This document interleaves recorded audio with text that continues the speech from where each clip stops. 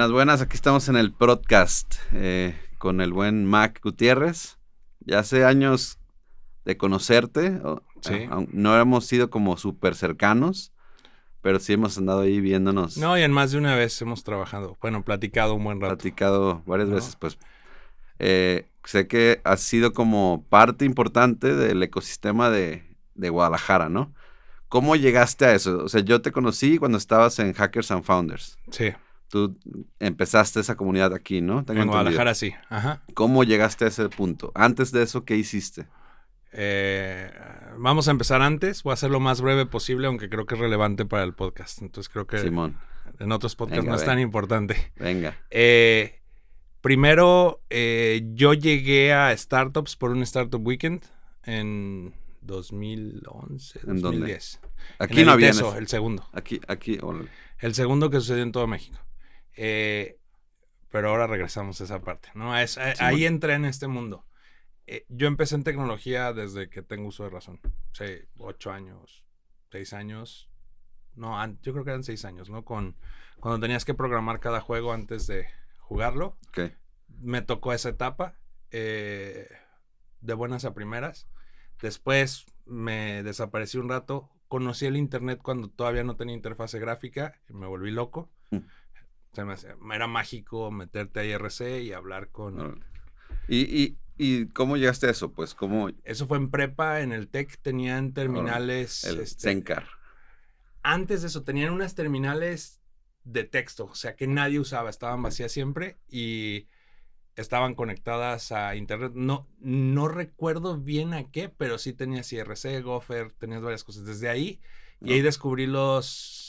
¿Cómo se llaman? Los mods, los juegos que son como de texto que vas haciendo tu propia aventura. Pues ahí me perdí. Órale. Y en el mismo tech abrieron, cuando se crea Mosaic, pues fui de, ¿qué es esto? ¿Qué es esto? ¿No? O sea, ¿qué es esto? Y es cuando se crea, es pre-Netscape, se crea Mosaic, y entonces ahí es cuando empecé a ver internet y me empecé a volver un poco loco, como era muy mi interés, ¿no?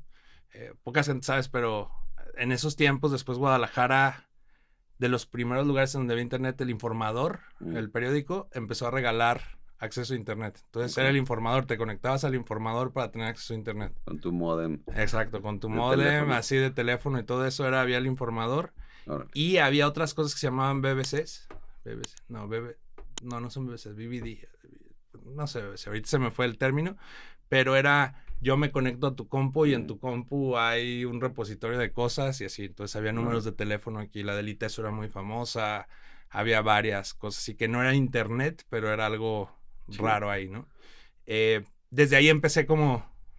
Fíjate que yo también, por el TEC, mi papá trabajaba como entrenador en el TEC. Órale. Y él le dieron una cuenta de correo electrónico y le dieron un acceso a internet. Del TEC. Del TEC. Y por ahí yo también empecé a picarle. Es que una vez que, como que creo que eso fue un cambio, ¿no? Cuando dices, ahí hay un mundo allá afuera, como que era la realidad, ¿no? Estaba bien loco, pues. Estaba bien loco que pues, tenías como acceso a otro lugar. Exactamente. Sí, exactamente. No, yo empecé por ahí y eso me llevó a... hice de todo. Me diagnosticaron déficit de atención a los 31 años. Entonces, antes de eso, saliendo de prepa hice una empresa de videojuegos en donde perdí todo el dinero de mi mamá. Pero era Flash. Y entonces era Flash y Flash y yo Flash. Era flashero, y ActionScript y todo eso. Es que todos pasamos por ahí. Ahí es donde empiezas, ¿no? Y...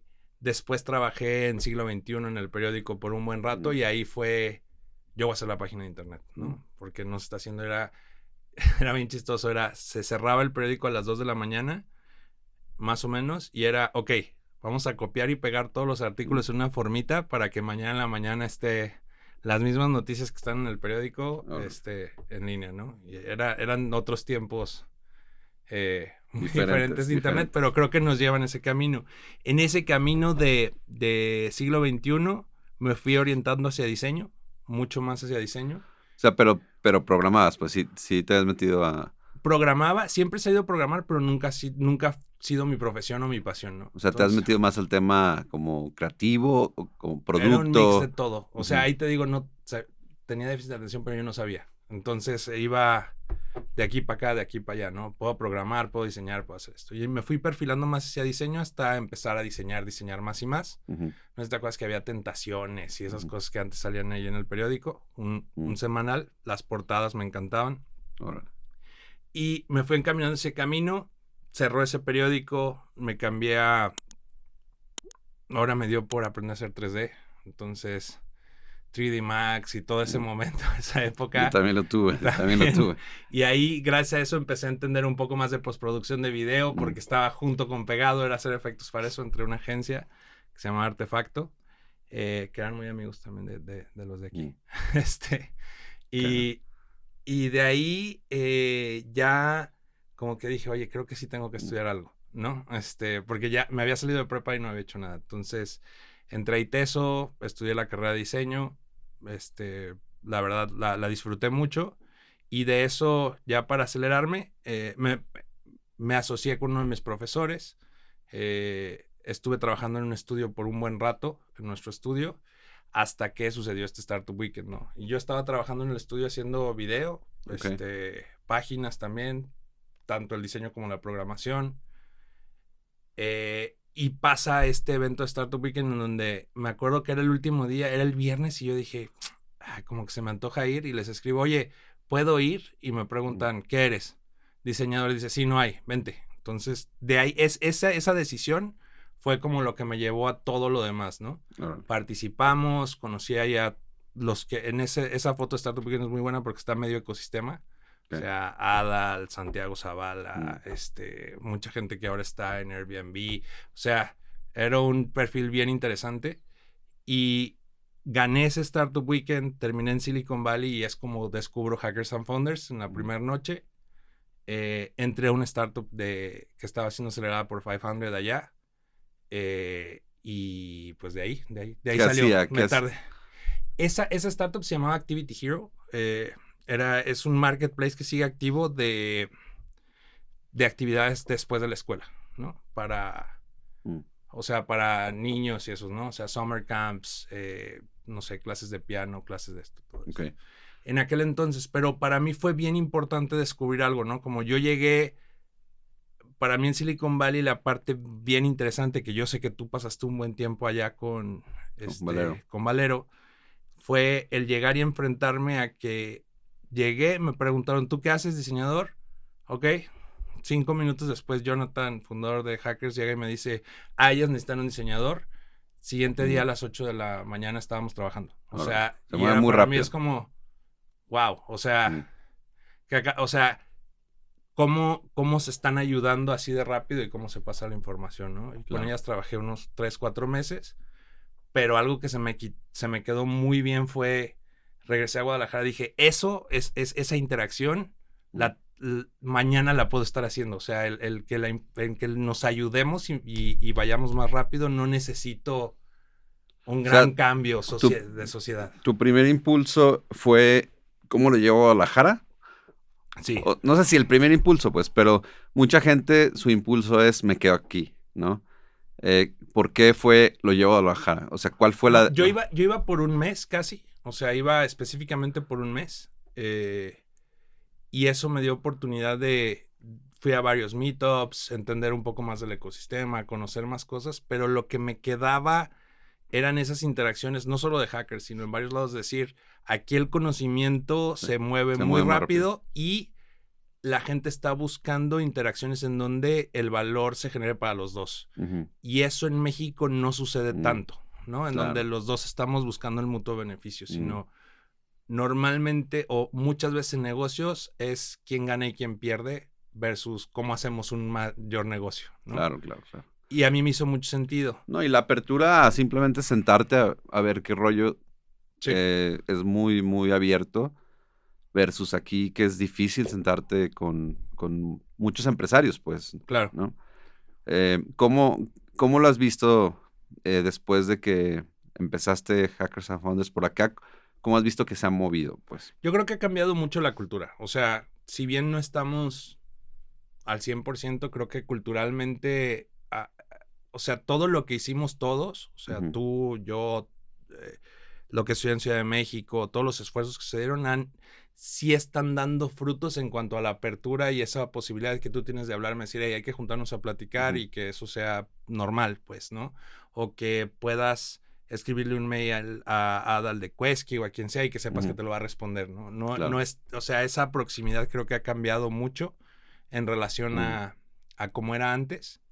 Y tú, antes de hacer Hackers, yo tuve una experiencia con Behance, justo antes, fue muy curioso, en donde Behance, viniendo a Estados Unidos, no sé si te acuerdas de esa plataforma que después compró Adobe. Claro.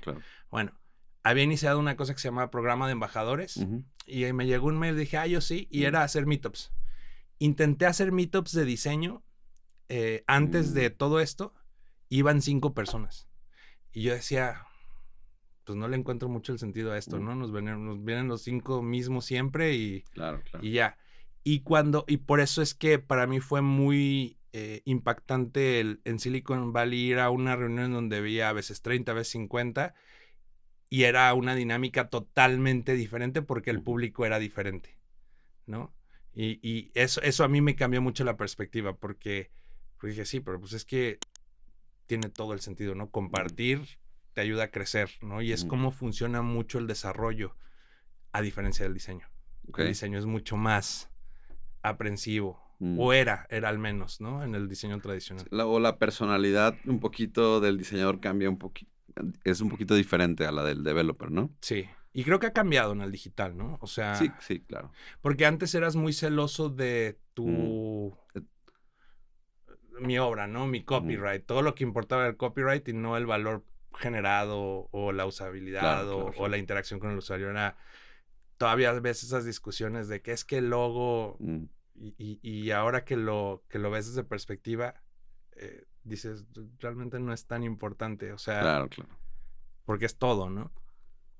Entonces, ¿qué sucedió en Hackers and Founders? Pues, eso te llevó a lo que estás hoy en día, pero fue un transcurso largo, ¿no? Sí, fue, mira, algo que he reflexionado mucho es cómo llegué a donde estoy aquí, porque yo nunca dije voy a hacer VC. O sea, jamás fue...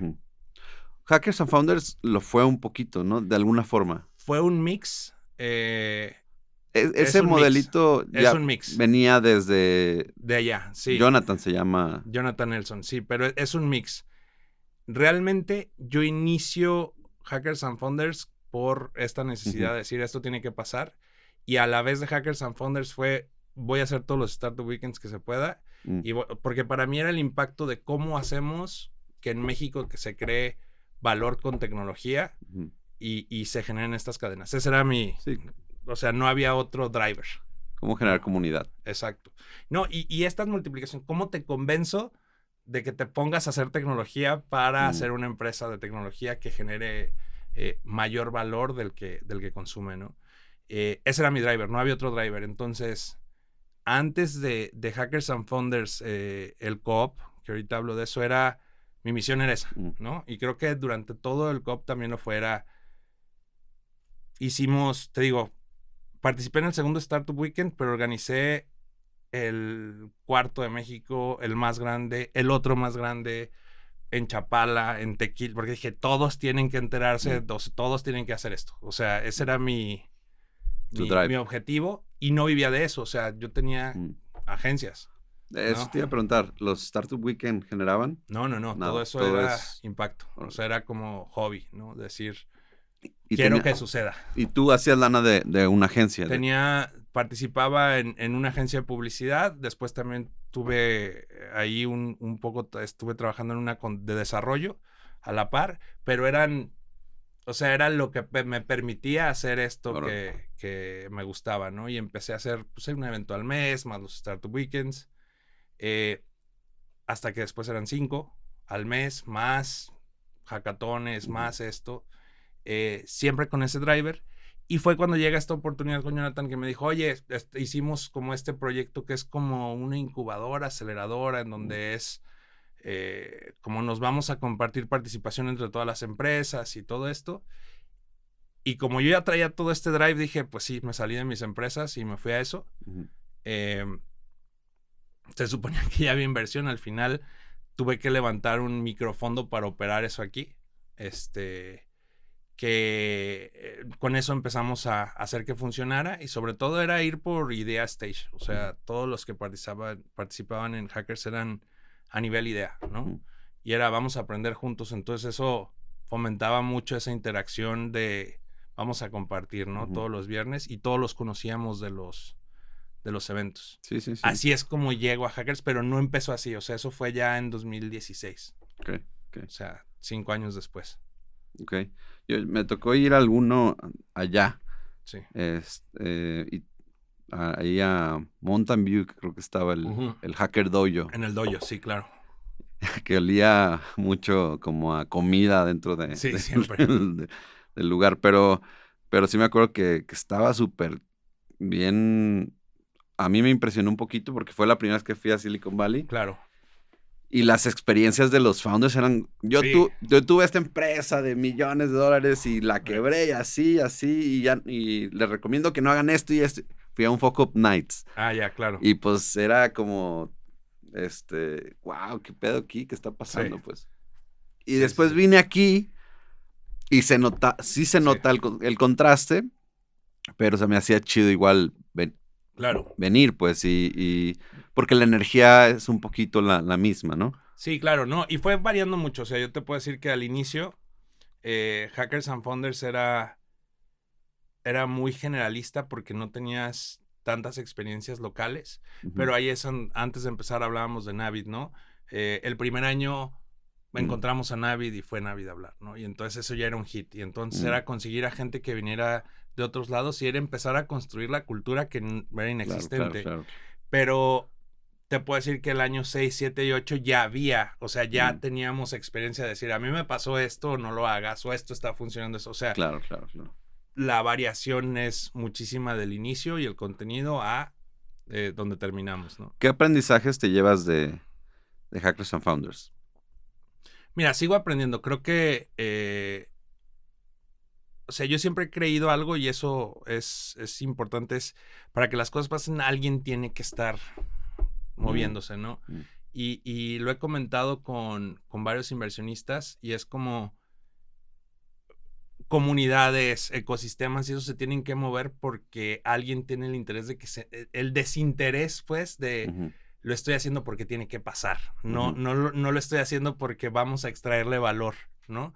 Y creo que había mucho de ese drive en ese momento. Creo que se está volviendo a hacer un pool de eso, que ya no es tan, o sea, creo que ya no es tan necesario, pero sí me llevo eso como tenemos que hacer las cosas porque se tienen que hacer. Para mí es el mayor aprendizaje, ¿no?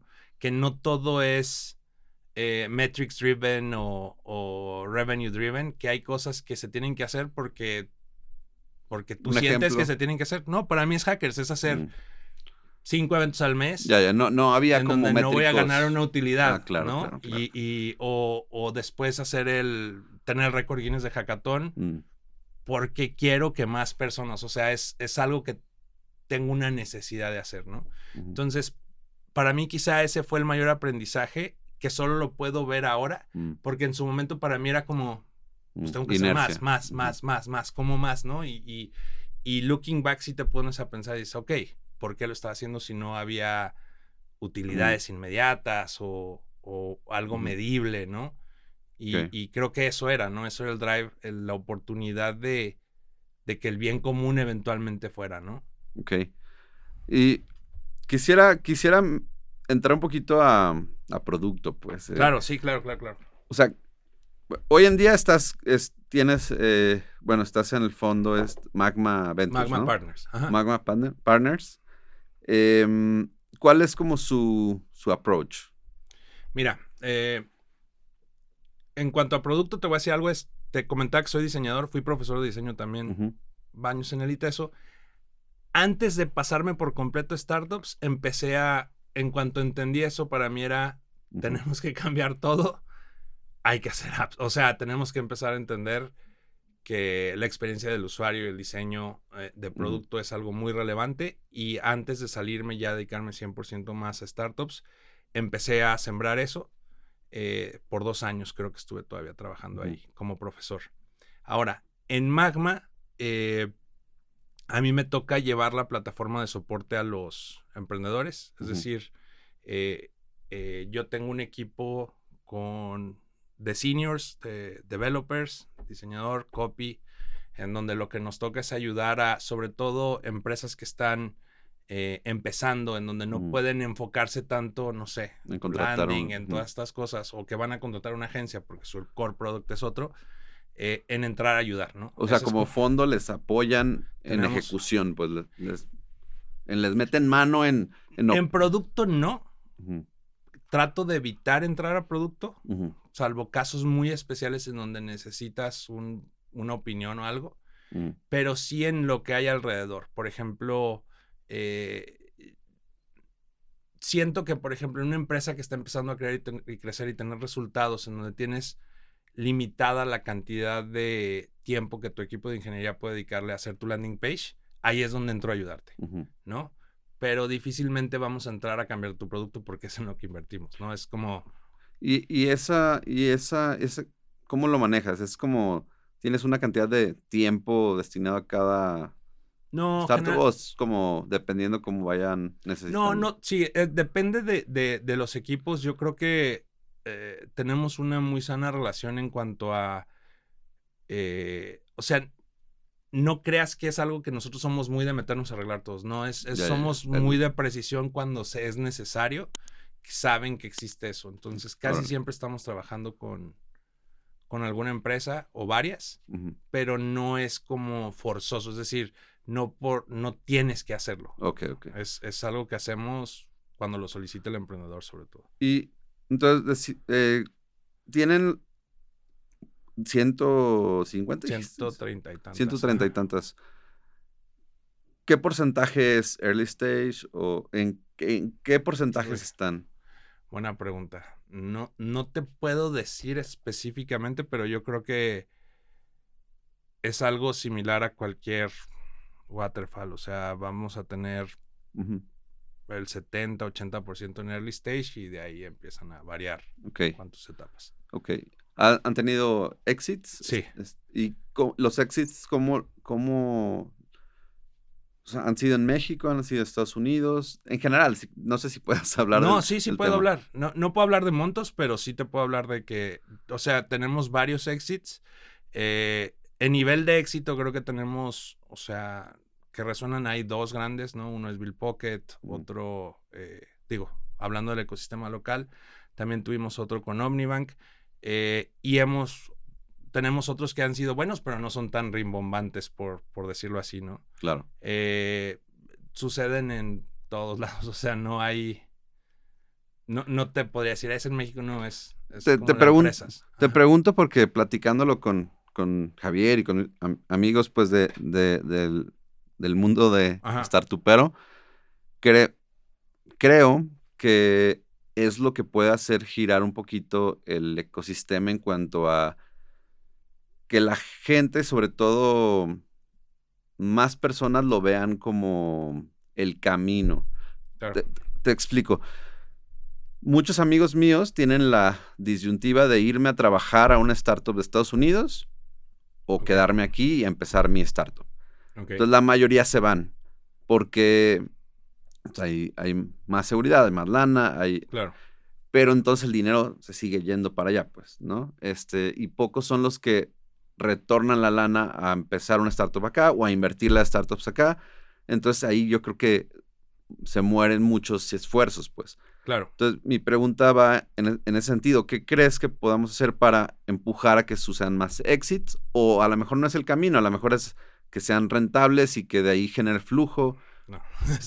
No. Creo que, a ver, yo creo que estamos en una etapa interesante del ecosistema, ¿no? Primero es, cuando empezamos tú y yo y hace tiempo no había exits. No había, es más, no había ni inversión ni exits, ni empresas. O sea, si te pones a ver, no había ninguna de las tres cosas, ¿no?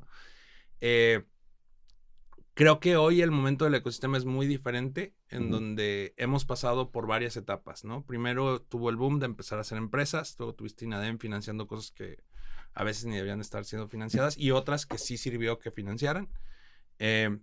Luego tuvimos, si te vas al 2021, tenemos un montón de dinero que fluyó, que era turista, o sea, que creo que estuvo mal. Si tú ves cómo aumentó la cantidad de inversión en la TAM entre 2020 y 2021, fue una locura.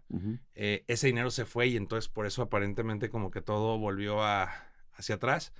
Pero la realidad es que estamos en un momento muy diferente hoy que hace 10 años. O sea, 10 o 15 años. Estamos yo creo que en el mejor momento y cada vez va a ser mejor. ¿Por qué? O sea, tienes ya a nivel LATAM, algo, voy a hacer otro paréntesis, disculpa, pero algo que he aprendido es ya no ser Guadalajara-centric ni México-centric, que es algo que me ha traído Magma, ¿no? Entender que las oportunidades están en todos lados y en LATAM coincidimos en muchas otras cosas, ¿no? Entonces, eso es un primer cambio para mí importante, que la pandemia también ayudó a encender, el entender que no vivimos como en nuestros círculos pequeños.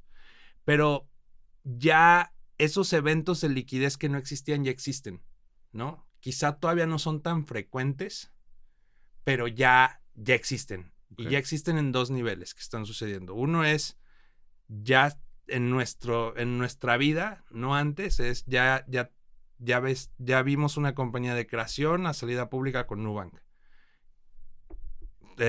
Ya hay un ejemplo, o sea, ya puedes decir aquí hay una Latin American IPO. Creo que Mercado Libre es de la generación anterior, pero de este ramo ya hay una que fue de 0 a IPO, con la cual puedes señalar. Y también, no sé si recuerdas, con la primera intento de venta de Corner Shop y después con la venta de Corner Shop, ya existió una segunda. Y creo que, por ejemplo, Bill Pocket, ya empieza a haber mucho más eventos de liquidez en el ecosistema que antes queríamos uno, ¿no? Y ahora ya hay varios. Y algo que también está pasando mucho a nivel fondos por detrás, que tal vez no es tan visible para el público general, es que ya se está comenzando a desarrollar un mercado de secundarias que antes no existía, en donde llegan fondos mucho más grandes a comprar posiciones en compañías que tienen un muy buen performance, pero que no han salido a levantar. Ok. Sí. ¿Y qué crees que se debería hacer acá para motivar más éxitos o más? Yo creo que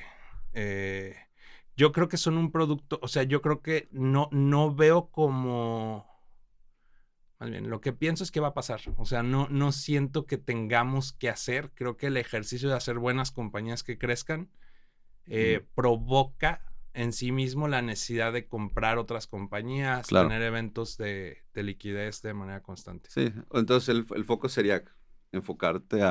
El foco sería hacer un buen producto, hacer una buena empresa. Sí, pues.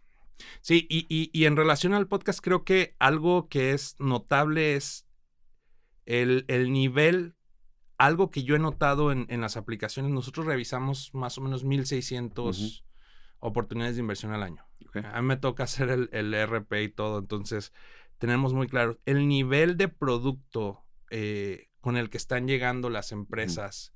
Te voy a decir, desde que se acabó el dinero que estaban entrando para arriba, o sea, tiene una pendiente hacia arriba muy, muy alto. Okay. Es decir, creo que como parte de que muchas startups ya existen en Latinoamérica, ya hay una cultura de producto que no existía. Han preparado a muchos nuevos. Sí. Sí, estoy de acuerdo. Sin embargo, todavía creo que hay bastante camino, ¿no? Claro, o sea, claro. ¿Cuál ha sido tu approach a producto, pues? O sea, específicamente, como inversionista, ¿ustedes ven la startup como ¿a qué le dan más peso? ¿Al equipo, al producto, a las ventas? Mira, creo que, o sea, te mentiría si te dijera que el producto es lo principal, pero creo que tiene un lugar dependiendo de la etapa en la que estés, en la que estamos invirtiendo. Y definitivamente un equipo que ejecuta bien producto desde etapas iniciales va a tener, o sea, tiene una ventaja con alguien que no. En nuestras primeras inversiones, casi siempre lo más importante es el equipo. O sea, y ese es el factor decisivo inicial, porque estás haciendo una apuesta a muchos, muchos años hacia adelante. Uh-huh. Y tienes que confiar en que esas personas que están ahí van a poder ejecutar. ¿Cuál es el equipo o qué ven en un equipo? Híjole, es muy variable, pero depende mucho del startup. Pero, por ejemplo, Founder Market Fit es algo que nos importa, ¿no? Está construyendo en algo en donde tienen expertise o tienen un insight especial o lo conocen, o están entrando como afuera sin un conocimiento de lo que quieren mejorar. Experiencia, es muy importante la experiencia. Capacidad de ejecutar también. Y te digo, creo que hay una lista de cositas que pueden variar dependiendo del tipo de negocio en donde le vas a poner más importancia, ¿no? Pero, ¿qué te digo en producto? A mí en lo personal como diseñador, cuando estoy evaluando una compañía, si estoy viendo algo que es para consumidores y tiene un nivel de ejecución sobresaliente en relación a alguien más en una etapa temprana, definitivamente ayuda muchísimo a tomar una decisión, porque dices, ok, están empezando y ya están en este nivel, entonces puedo asumir que si continuamos, este tema está resuelto, pues, ¿no? No es una tarea más a la que tendremos que desarrollar. Sí, sí. ¿Cuál es tu percepción de los founders que tienen en cuestión de ¿son técnicos o son más comerciales, marketeros? Hay de todo, te puedo decir que hay de todo. Tenemos de todo, o sea, sí. Y creo que mucho tiene que ver con esto de Founder Market Fit, ¿no? Si va a haber, existen verticales en donde necesitas o sea, en AI, por ejemplo, que es algo que está en boga, dependiendo del área, si es AI aplicada o si estamos realmente construyendo algo como de infraestructura, de ahí puedes ver perfiles totalmente diferentes, ¿no? Alguien que va a hacer algo aplicado en donde va a ser user facing y todo eso, necesitas un equipo que pueda, ahora sí que aunque se burlen, ¿no? Hacer el wrapper, pero que sea muy funcional y que mejore la interacción con el usuario para lograr su objetivo, ¿no? Entonces ahí te vas a enfocar más en qué tan buenos son para hacer un producto, ¿no?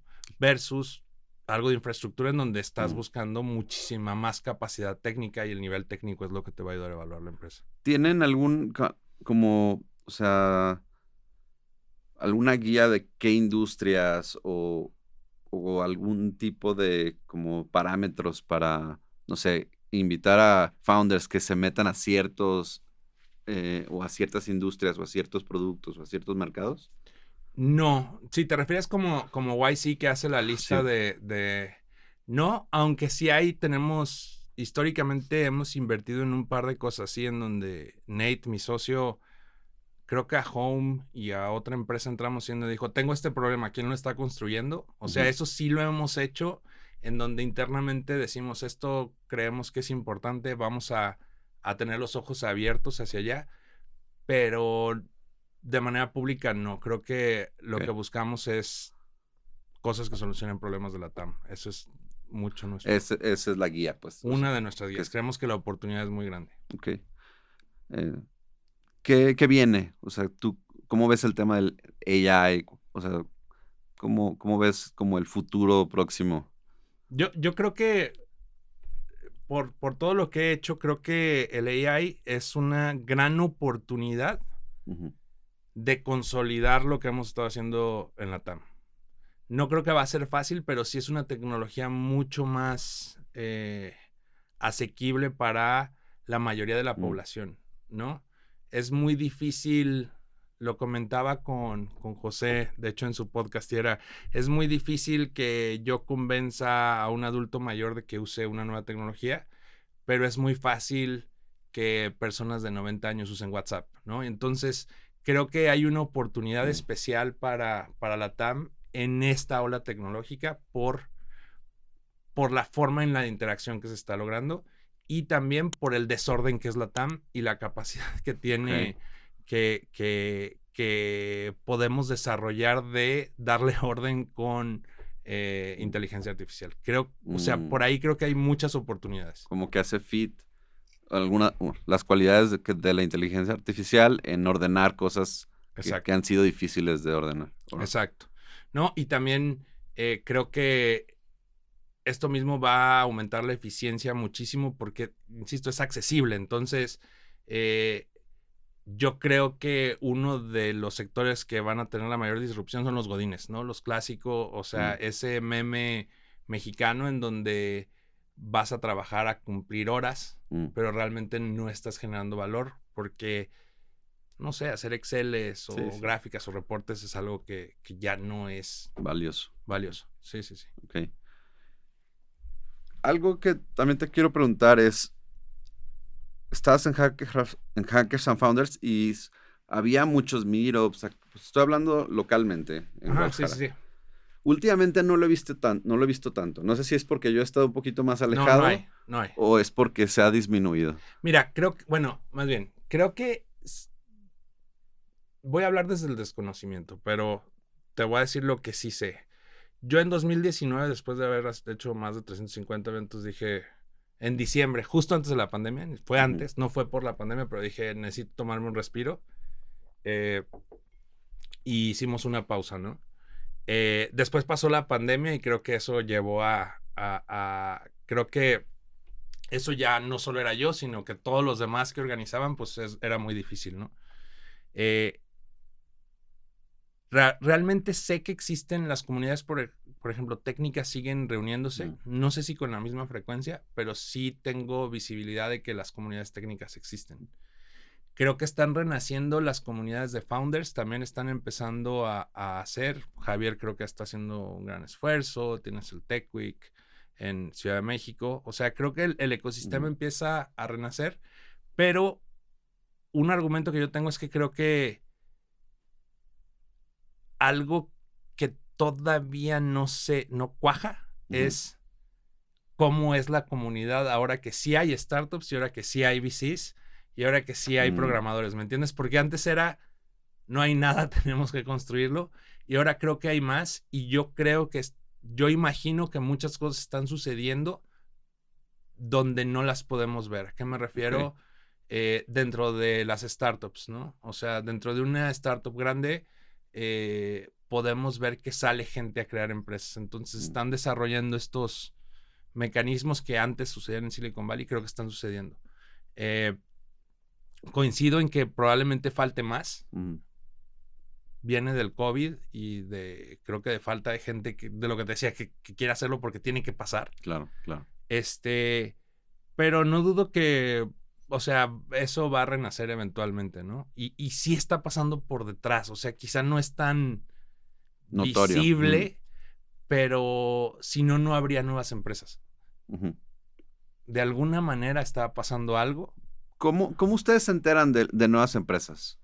Mira, tenemos algo que me da mucho orgullo de Magma es, creo que somos el fondo que más dinero invertido en porcentaje, bueno, no sé dinero, probablemente también, pero en número de inversiones en empresas que nos mandaron un correo o llenaron nuestra forma.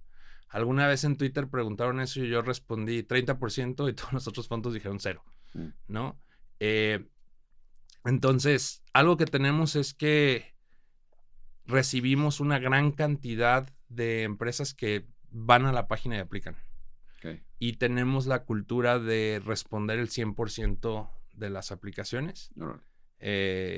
Así sea un no, pero es no, ¿por qué? Un feedback, es muy valioso. Y algo interesante es que hemos invertido en empresas que aplican 5 veces. O sea, a la quinta, porque es no por esto. No por esto. Y sí hemos invertido en empresas después de la quinta interacción, por ejemplo. Entonces, ahí hay una interacción valiosa. Otra interacción valiosa que tenemos es los referidos, es decir, otros fondos o nuestros mismos founders o inclusive personas a las que rechazamos nos han referido empresas en las que invertimos, ¿no? Ese es otro gran... como referrals. Son muchos referrals de gente que tuvo una buena interacción con nosotros y dice, habla con ellos, ¿no? Eso creo que es la mayoría. Sobre todo, antes creo que había más en eventos, eso se ha reducido más. Pero la mayoría te diría que son esos dos áreas. Right. ¿Y qué le recomiendas a alguien que quisiera aplicar? Que aplique, así, literal, en pero, nuestra página es... A ver, echa la página. No, la página es magmapartners.com/apply. Uh-huh. Pero, ¿y qué le recomiendas en cuestión de que tengan cierto revenue o que tengan un MVP de esta forma? ¿Cuáles serían como los mínimos indispensables? No sé si hay un mínimo porque... Es una buena pregunta porque creo que depende, o sea, como todo depende, ¿no? Te voy a decir algo, si tú estás entrando a una industria que está definida o en donde tenemos mucha experiencia, nuestra expectativa va a ser muy diferente o te vamos a evaluar de una manera más diferente a cuando estás creando algo totalmente nuevo, ¿no? O sea, y si invertimos en moonshots. Y entonces mi expectativa en un moonshot no va a ser que tengas revenue, que tengas esto. Es lo que te decía, el equipo tiene una probabilidad de que esto haga sentido, sí o no, ¿no? Okay. Y puedo tomar esa decisión con base en el equipo.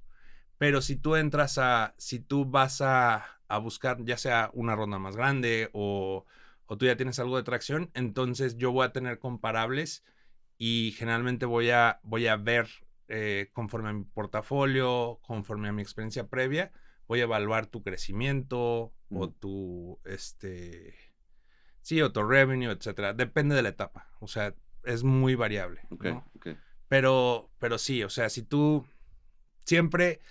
Creo que después del boom de 2021 del SIRP, el péndulo como que cambia de lado, ¿no? En ese momento el péndulo estaba del lado del founder y ahora es mucho... El péndulo está del lado del inversionista. Y eso... ¿A qué te refieres con que está del lado del inversionista?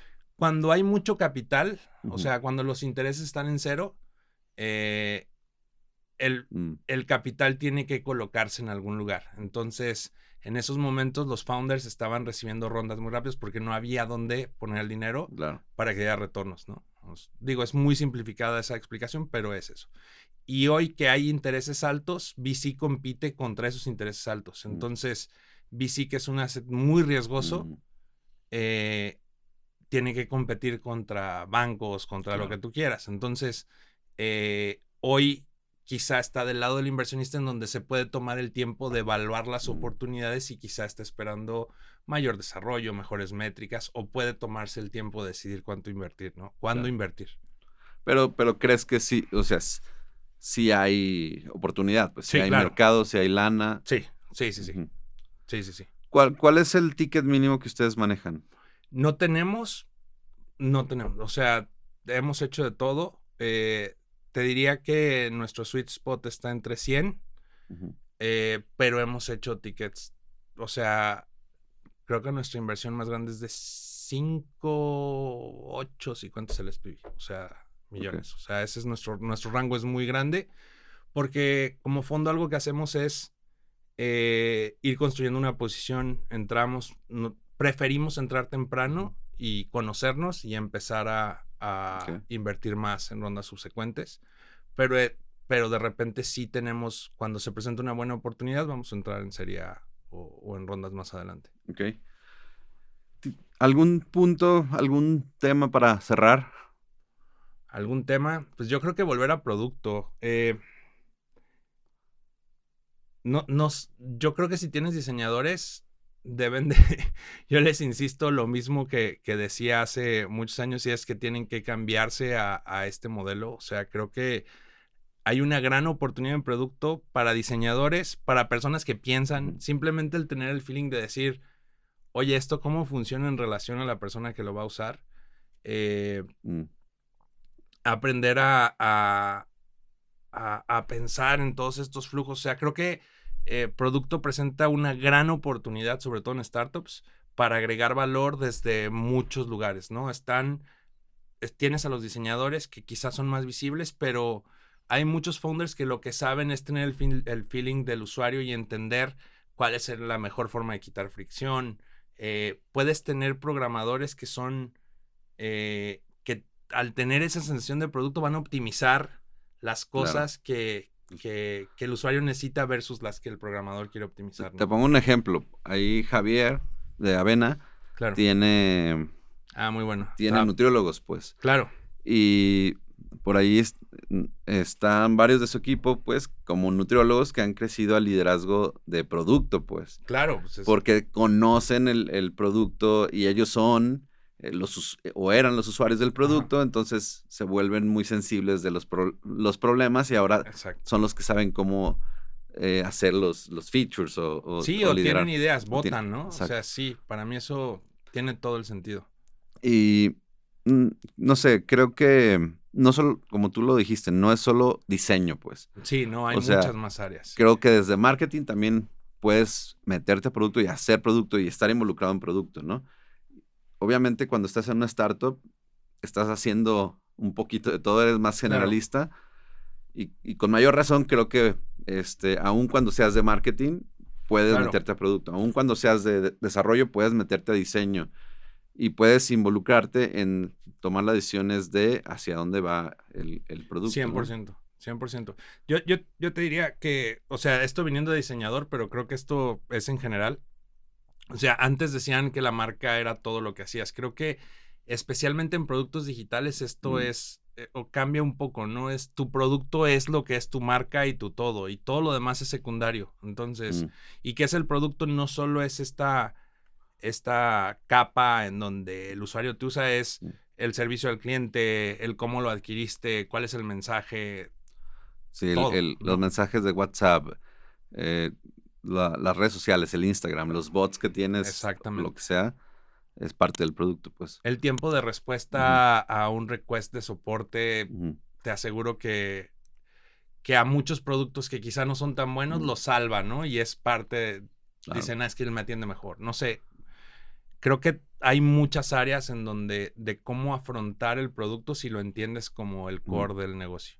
Con este tema como de AI, a lo mejor todavía no estamos ahí, pues, pero se empieza a usar mucho o a escuchar mucho el tema de que los developers van a bajar su costo y se va a volver como un commodity, que cualquier persona va a poder programar con lenguaje natural, pues.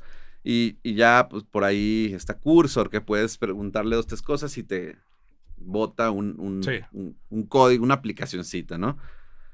Yo tengo la teoría en que los diseñadores de producto, y sean diseñadores o sean developers que se metieron a diseño, pero los que están diseñando producto van a ser las personas más valiosas, pues, en el proceso de creación de un producto. ¿Te hace sentido? Sí. Yo creo que, o sea, sí, en general, yo como lo vería, concuerdo contigo y como lo plantearía es que creo que si tienes empatía con el usuario, en cómo funciona las interacciones con el usuario, vas a tener una ventaja, ¿no? Porque puede que no tengas el expertise para desarrollar o tengas el expertise para eso, pero si puedes decir claramente qué es lo que quieres que suceda, tienes una gran ventaja, ¿no? Yo creo que esa palabra de empatía es mucho de lo que cubre. Sí, claro. El proceso de producto, ¿no? Sí, creo que lo de los developers va a pasar no tan rápido como creemos. O sea, yo estoy de acuerdo. No sé cuándo. En este año no creo. Es que yo creo que 2 cosas pueden ser verdad y es bien importante. Creo que cualquiera va a poder hacer aplicaciones. Ok. Pero no todos van a ser un OpenAI. O sea, y hay que entender que esas 2 verdades van a ser reales. Y son muy buenas las 2, ¿no? Entonces, el hecho de que cualquier persona de a pie pueda decir, yo necesito resolver mi problema para mí y hago una aplicación, genial, qué bueno, ¿no? Porque su productividad va a subir. Él no necesita levantar capital y todo eso, necesita resolver su problema y ahora lo logró, ¿no? Y lo que sí creo es que eso va a traer 2 cosas. Una es el nivel de juego para las startups que sí están haciendo un producto masivo, va a subir muchísimo lo que esperamos. O sea, si esto ya lo puede hacer cualquiera, entonces espero que estés en un lugar muy diferente en la generación de valor para que seas invertible. Y lo otro que creo es que viene un mundo, y creo que eso es otro podcast por completo, en donde el VC podría haberse afectado. En general todo, porque muchos buenos diseñadores de productos pueden fragmentar muchísimo el mercado y entonces quizás se vuelva un tema más transaccional, ¿no? Entonces, imagina que puedes tener un CRM especializado para cada nicho del universo. ¿Por qué no? Y que sean compañías, buenas compañías, chicas, pero buenas compañías. O sea, ¿crees que se fragmente cada nicho, pues, con productos muy especializados?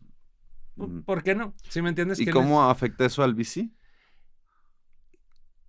O sea, ahorita estoy creo que haciendo unas proyecciones en donde tengo que pensar más, pero imagina, antes tenías una concentración en donde hay un ganador del mercado y entonces empieza a crecer su valuación y eventualmente tienes salidas. Pero ¿qué pasa si ahora tienes se vuelve más horizontal en donde tienes muchos productos que son rentables, pero no tienen retornos? O sea, no tienen la posibilidad de generarte un retorno. No van a ser un exit, pero te generan un revenue pasivo. Sí, o sea, van a ser buenos productos y buenas empresas que creo que van a explotar. Creo que hay muchas y está sucediendo, lo ves en Twitter, ¿no? Todo el mundo mostrándose su ARR. Cada día hay alguien nuevo con sus millones de ARR. Que eso no significa necesariamente que sean invertibles. Exacto. Significa que encontraron algo que está generando valor para otras personas y que bueno, o sea. Sí, creo que el tema de productos temporales, o sea, ¿por qué temporales? Porque son un boom, son de modita, pero es difícil sustentarlos porque a lo mejor llega otro mucho más rápido o, por ejemplo, en el tema de AI, muchos son wrappers que tuvieron un éxito, que tuvieron un valor muy específico, pero que OpenAI lanza una siguiente versión que ya lo resuelve, ¿no? Exactamente.